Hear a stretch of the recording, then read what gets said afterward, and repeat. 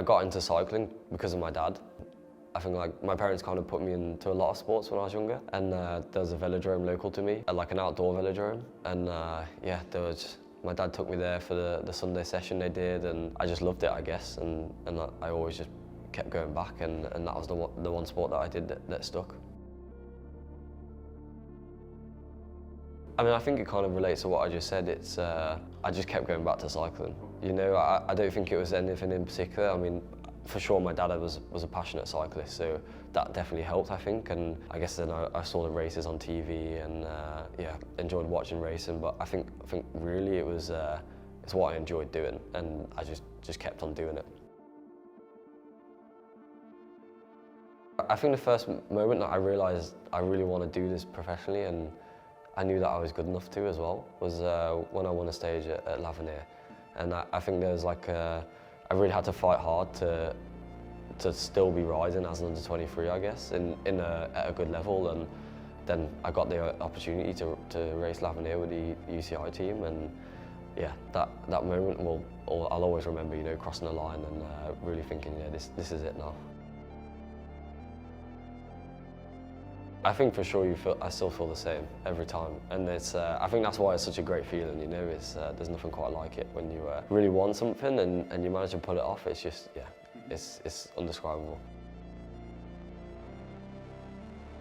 Yeah, I guess my career hasn't been so long, you know, but yeah, really that stage that I won in the Giro, for sure, I'll remember forever. It's I think, yeah, I mean, that whole spring of that year was just crazy, you know. It was from a whirlwind from one moment to the next, and but yeah, that was the thing that I was super laser focused on, and managed to pull it off, and it was just, yeah, an incredible feeling. I think for me, it always just goes back to I really like riding my bike, and I don't do it for any other reason than that. And I think it's such a hard sport that you can't, if you're doing it for, I don't know, to be popular in cycling or just win races or whatever, I don't think you can do it for that. Or for me, I wouldn't be able to do it for that. I do it because I love being able to, the people that I meet through the bike, and yeah, ride my bike, visiting the places, and yeah, it's just the cherry on top that I get to do it for my job and go to the races that I grew up watching. I think to start with, I was good. I was always pretty good, and then yeah, I got the sniff of that maybe I could be a professional cyclist, and that's when it started to go downhill. But I still finished school, and in A-levels, for those that know what those are, they're, yeah, like what you have to do in the UK, and I finished my A-levels with 3 C's, so it wasn't too bad in the end. Aggressive. Chilled. Yeah, I think spending time with my girlfriend is one of them. It has to be, and whatever that might be. It's anything like walking, spending time outside, like a nice coffee shop, all of these things. Narrow and aero. That's it. That's all I need.